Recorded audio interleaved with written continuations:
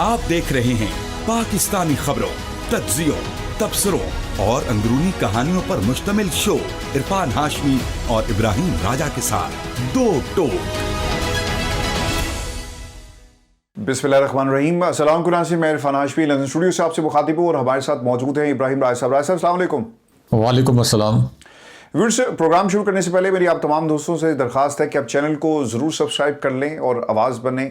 पाकिस्तान में जो आवाज़ें हैं उनको दबाया जा रहा है, तो आप हमारी इस आवाज़ में अपनी आवाज़ में लाएँ और सपोर्ट करें उन तमाम प्लेटफॉर्म्स को जो पाकिस्तान में जमहूरियत के लिए, आज़ादी इजहार के लिए जो है वो कोशिश कर रहे हैं। राय साहब, एक इंटरव्यू बहुत ही इंपॉर्टेंट है नूरीन नियाज़ी का, जिसमें उन्होंने पाकिस्तान तहरीक इंसाफ के जो Mir Jafar, Mir Sadiq quote end quote जो इमरान खान ने जिनके बारे में क्या कहा, एक तो इसकी तफसील शामिल करेंगे और फिर वो मेरे भाई को मार देंगे, मैं ऐसा नहीं कह सकती, खान साहब ने क्या कहा था और पाकिस्तान की मौजूदा इस्टेब्लिशमेंट के हवाले से क्या बातें हुई ये भी बताएंगे।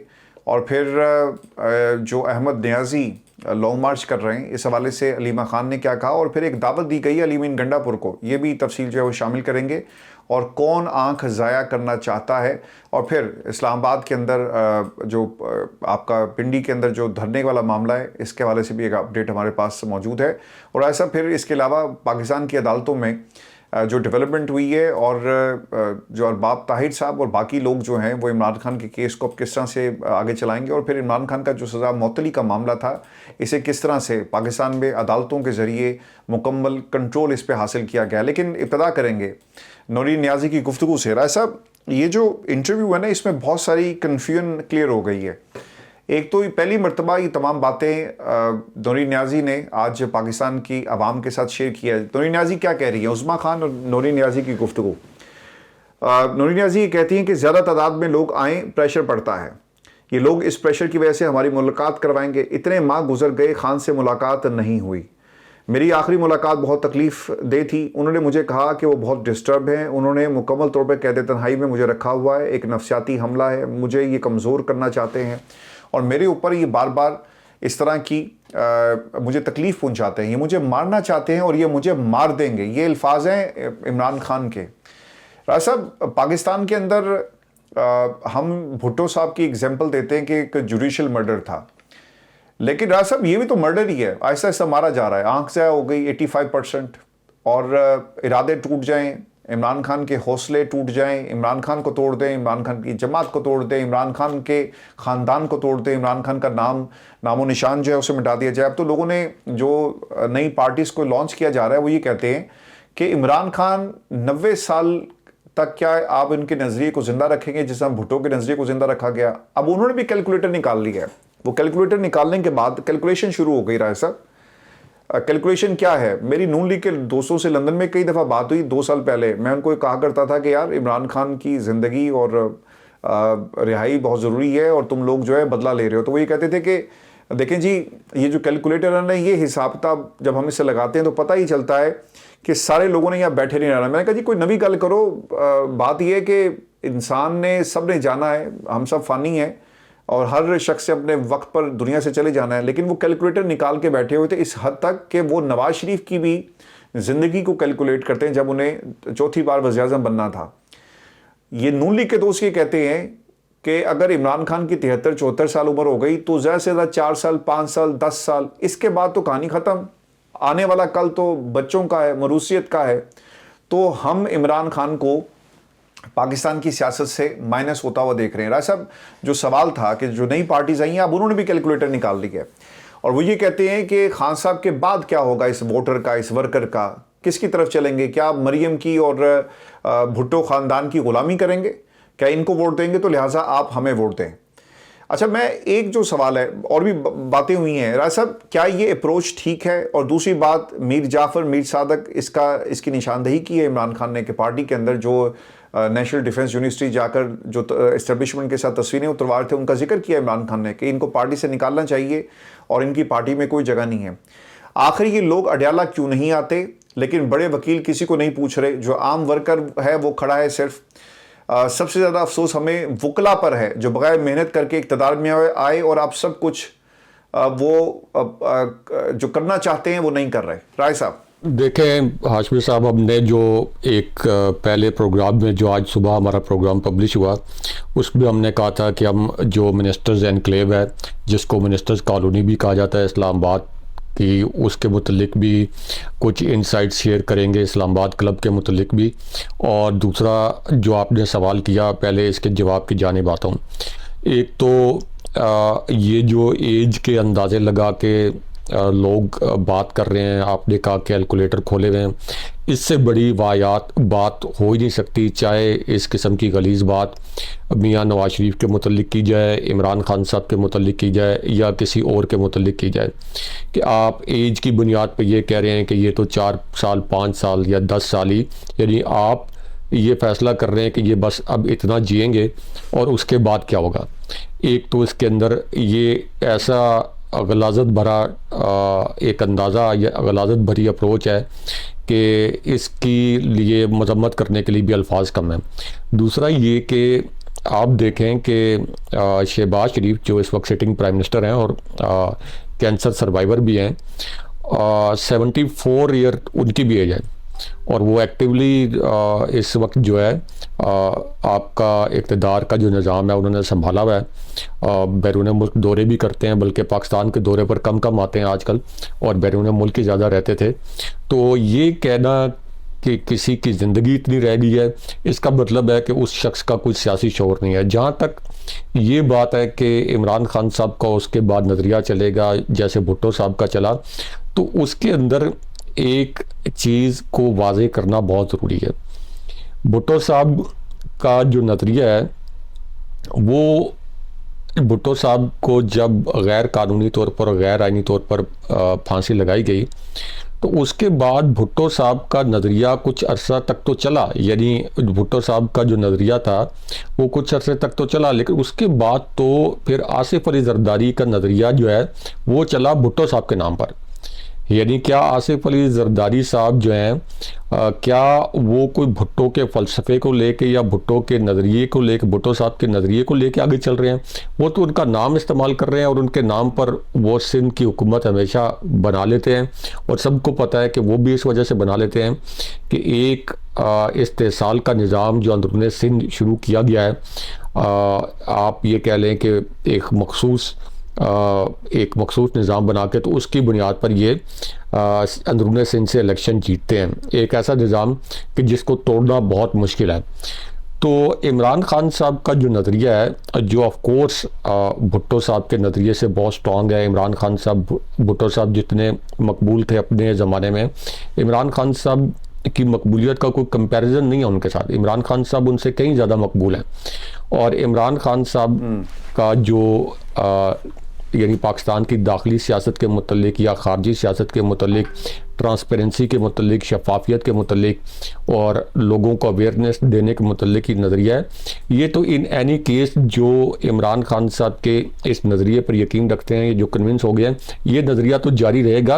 और आप ये समझ लें कि इमरान खान साहब तो लोगों के दरमियान इस वक्त फिज़िकली मौजूद नहीं है, जेल में मौजूद है। 1000 दिन से लोगों ने उनकी कोई वीडियो नहीं देखी, यानी उनसे मिलना मिलाना तो दूर की बात है, 1000 दिन से उनकी वीडियो नहीं देखी। तो क्या इमरान खान साहब का नज़रिया ख़त्म हो गया? अगर इमरान खान साहब का नज़रिया ख़त्म हो गया होता, लोग उसको फॉलो ना कर रहे होते, तो इमरान खान साहब इस निज़ाम के लिए ख़तरा ना होते और इमरान खान साहब को रिहा कर दिया जाता। इमरान खान साहब का ट्विटर अकाउंट बंद करने के लिए अदालतों के अंदर जाके पटिशन्स फाइल ना की जाती। इमरान खान साहब की ट्वीट्स के ऊपर उन पर गद्दारी के मुकदमात दर्ज ना किए जाते। FIA की टीमें इमरान खान साहब से तफ्तीश करने के लिए कि आपने फ़लाँ ट्वीट कर दिया, हालांकि वो तो ट्वीट कर ही नहीं रहे, उनका ट्विटर हैंडल तो कहीं और से चलता है, तो उनसे जाके तफ्तीश ना कर रहे होते। ये जो इमरान खान साहब का नाम लेने पर पाबंदी है तमाम न्यूज़ चैनल्स पर, ये इस बात का सबूत है कि इमरान खान साहब का नज़रिया, इमरान खान साहब के 1000 दिन की गैर मौजूदगी के बावजूद भी उतना ही तवाना है, बल्कि मज़ीद तवाना है। इसी वजह से सोशल मीडिया देखें, सोशल मीडिया की ऐप्स देखें, ट्विटर, इंस्टाग्राम, फेसबुक, यूट्यूब, हर जगह आपको इमरान खान साहब का नज़रिया नज़र आएगा। नौजवान, आपके उधेड़मर लोग, बुजुर्ग, हर जगह इमरान खान साहब का नज़रिया। 2024 का जो इलेक्शन था उस वक्त भी तो इमरान खान साहब 72 साल के थे, तो 72 साल के लीडर को भी तो लोगों ने 2/3 अक्सरियत से ज़ायद वोट दे के जितवाया, बदतरीन प्री पोल और पोस्ट पोल रिगिंग के बाद। अब जो लोग ये कह रहे हैं कि इमरान खान साहब को माइनस समझें, इससे पहले साबिक सदर परवेज़ मुशर्रफ भी मुक्के लहराया करते थे, खुदा उनकी मग़फ़रत करे। और वो जब कराची में कत्ले आम हुआ था तो उस वक्त भी इस्लामाबाद में मुक्के लहरा रहे थे। वो भी मई का वाक़या था कि ये है अवाम की ताकत। तो वो भी मुक्के लहराया करते थे और फिर वो भी कहा करते थे मियां नवाज शरीफ के मुतल्लिक और बेनज़ीर भुट्टो साहिबा के मुतल्लिक कि ये माइनस हो गए हैं। फिर वो बेनज़ीर भुट्टो साहिबा भी वापस आ गई, अगरचे मियां नवाज शरीफ भी एक डील के तहत आए, बेनज़ीर भुट्टो साहिबा भी एक डील के तहत वापस आई, लेकिन मुशर्रफ साहब को पाकिस्तान से जाना पड़ गया और मुशर्रफ साहब जो है वो माइनस हो गए। और फिर हमें पता है कि उनको जिला वतनी उन्होंने वो काटी और फिर पाकिस्तान आए। जब उनकी तदफीन वगैरह हुई तो वो कोई बड़ा इवेंट नहीं बन सका, कोई नुमाया इवेंट नहीं बन सका। और उसके बाद भी, उनकी तदफीन के बाद भी कभी यानी कोई ऐसा इवेंट उनकी तदफीन के बाद नहीं हुआ कि लोग याद रखें कि साबिक सदर परवेज़ मुशर्रफ को याद करने के लिए लोग उनकी आखिरी आरामगाह जाते हों। तो इस तशरीह का मकसद ये है कि इमरान खान साहब का जो नज़रिया है वो उनकी सिर्फ ज़ात से जुड़ा हुआ नहीं है, ये एक अवेयरनेस है। ये एक अवेयरनेस है, लोगों को शऊर दे दिया है इमरान खान साहब ने। और ये शऊर के मुतल्लिक बिल्कुल दुरुस्त, बहुत से लोग कहते हैं, खान साहब ने भी कहा कि ये शऊर का जिन जो है ये बोतल से बाहर आ जाए तो इसको आप बोतल के अंदर नहीं डाल सकते। आप पूरी दुनिया यही विरासत है। मेरा ख्याल है कि मरूसियत तो नहीं है यहाँ पे, लेकिन यही विरासत है अवाम के पास शऊर जो है।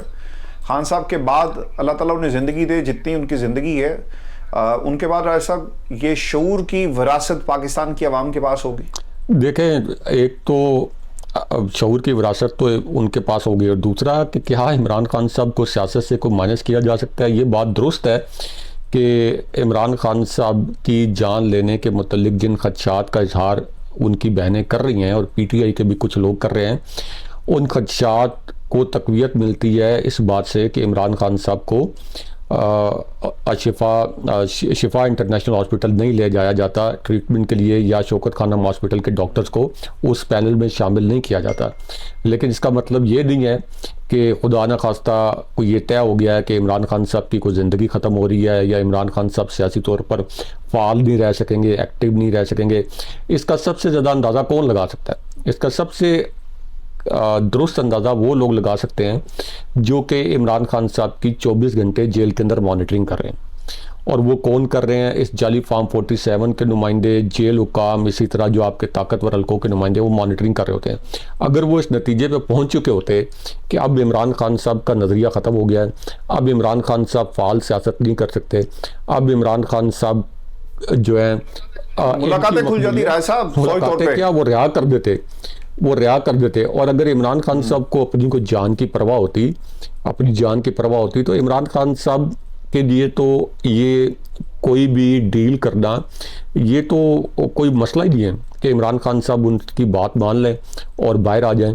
लेकिन ये तमाम चीज़ें ये जाहिर करती हैं, जो लोग ये सवाल उठा रहे हैं कि इमरान खान साहब का नज़रिया ख़त्म हो जाएगा या इमरान खान साहब की ज़िंदगी के बाद क्या होगा, ये इस वक्त बहस नहीं है। इस वक्त बहस ये है कि पाकिस्तान के अंदर क्या लाकानूनियत हो रही है, इसका जवाब हाँ में है। क्या पाकिस्तान में आइन को पामाल किया जा रहा है, ये बहस होनी चाहिए कि क्या इसका जवाब हाँ में ना में, इसका जवाब हाँ में है।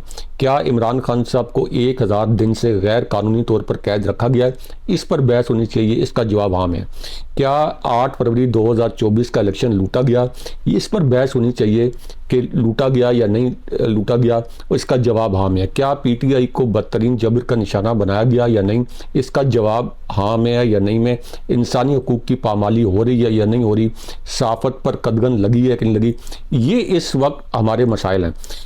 तो इसको अब डाइवर्ट करने के लिए कोई शहबाज शरीफ की या मियां नवाज शरीफ साहब की या खान साहब की उम्रें गिनना शुरू हो जाएं, तो ये एक डाइवर्जन है। और वो टॉपिक जो है जो इस तरह की बातें कर रहे हैं कैलकुलेटर लेके ना उनकी कोई सियासी अप्रोच है और ना उनमें कोई सियासी अखलाकियात हैं कि वो इस किस्म की अंदाजे लगा रहे हैं। अच्छा, कुछ और भी बातें उन्होंने कही थी और ये भी बहुत ज़रूरी है वकला के हवाले से। वकला पे उन्होंने बड़ा अदम एतमाद का इजहार किया, जिसमें सलमान कमराजा भी हैं, the rest of the company भी राय साहब इसमें शामिल है।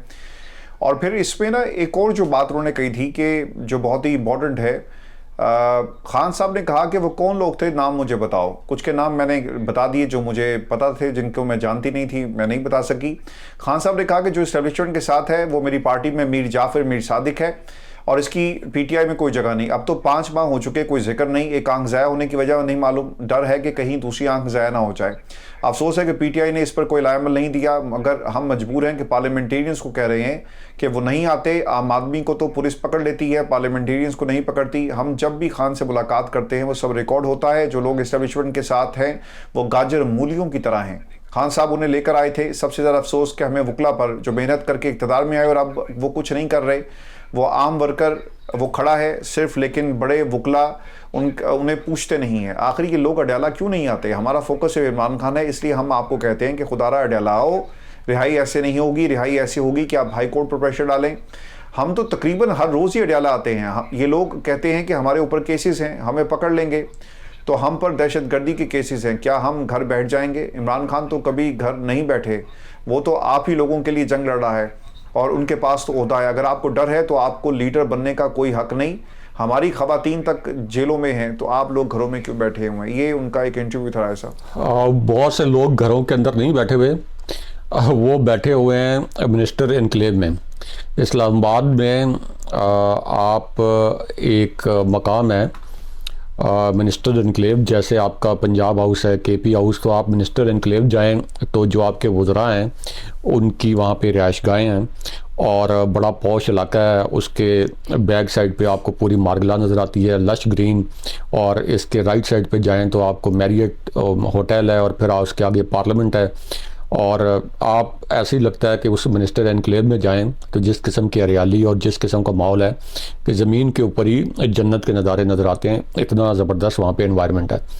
तो ये जो पीटीआई के लोग हैं जिनसे मज़ामत की तवक्को की जा रही है, इनमें से कई लोग तो मिनिस्टर एनक्लेव में पाए जाते हैं, हालांकि ये तो मिनिस्टर नहीं है, ये तो इस वक्त वफाकी हुकूमत में तो शामिल नहीं है।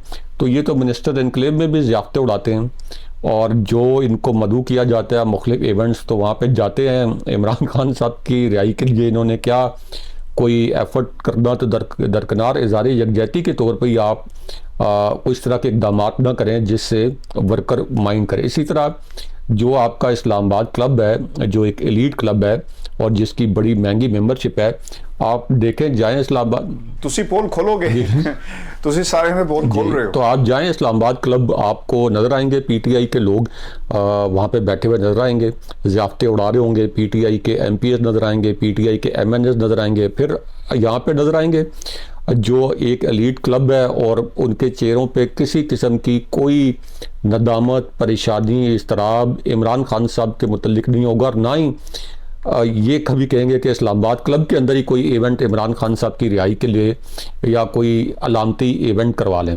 फिर आपकी जो कोसार मार्केट है F6 की बैक साइड पे, तो वहाँ पे कॉफ़ी शॉप्स बड़ी ज़बरदस्त हैं और आपकी एलीट आके वहाँ पे बैठती है, साफ़ी भी वहाँ ख़बर लेने के लिए बैठते हैं।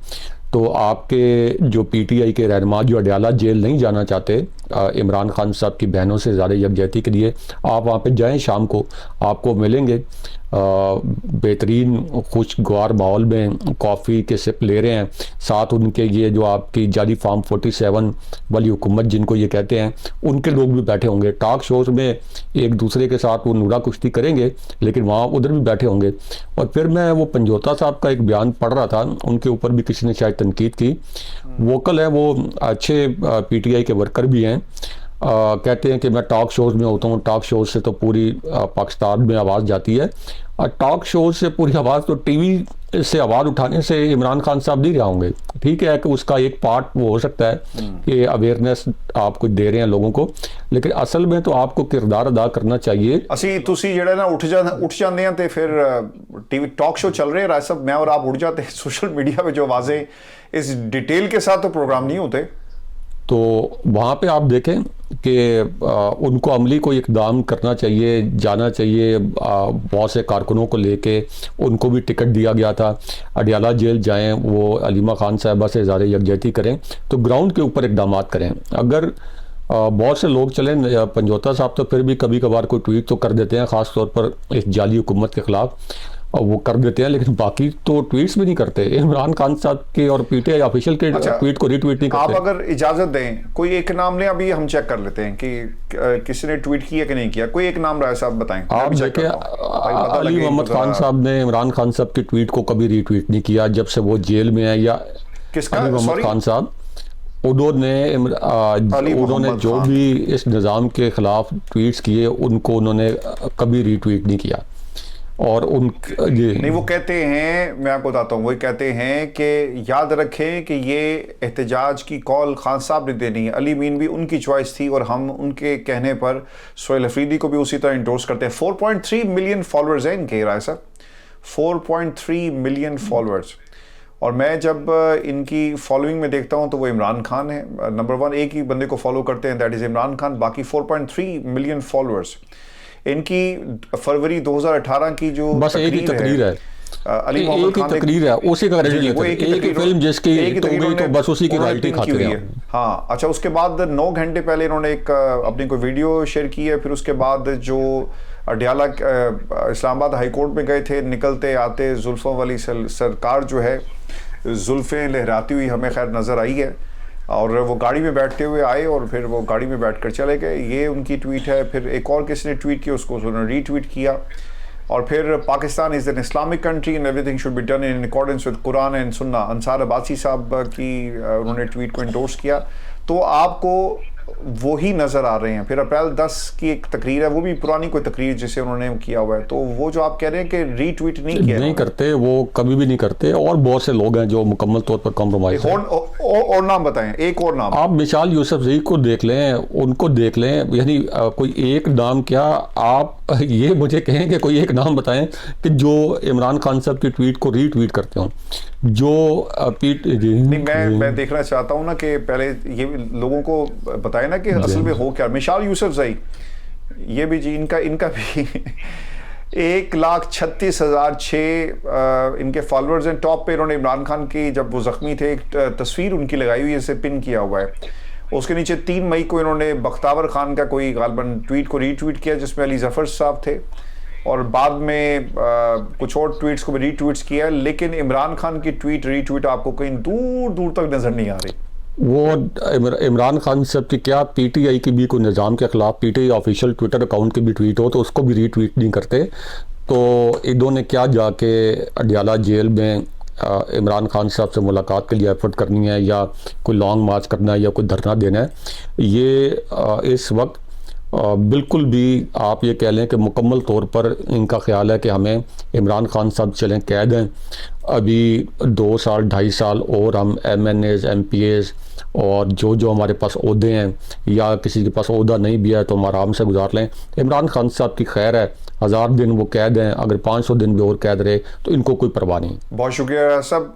लेकिन एक खबर मैं जाते जाते ज़रूर सुनने वालों के साथ शेयर कर दूँ, और दिस इज़ अबाउट पाकिस्तान। एक तो जी हमारी जो पाकिस्तानी पासपोर्ट है इसमें तनज़्ज़ुली, और हमें तो ये बताया गया था कि जब बाहर हम जाते हैं तो लोग कहते हैं कि green passport very strong passport. 17 साल सानू हो गए राय साहब बरतानिया च रहंदे और आपने पूरी दुनिया फिर ली, हमने तो कभी इस तरह की बात नहीं देखी। द सेकंड थिंग इज़ के तनज़्ज़ुली हुई है, और फिर इसके साथ साथ जो सबसे बड़ा पाकिस्तान के लिए एक बहुत बड़ा मसला बन रहा है, अल्लाह ताला मुश्किलात आसान करे हमारे मुल्क की। पाकिस्तान का तजारती खसारा अप्रैल में बढ़कर $4 अरब से तजावज़ कर गया। पाकिस्तान का तजारती खसारा अप्रैल 2026 में नुमाया तौर पर बढ़ गया, जिसकी बुनियादी वजह दरामदात में बरामदात के मुकाबले में ज़्यादा इजाफा है।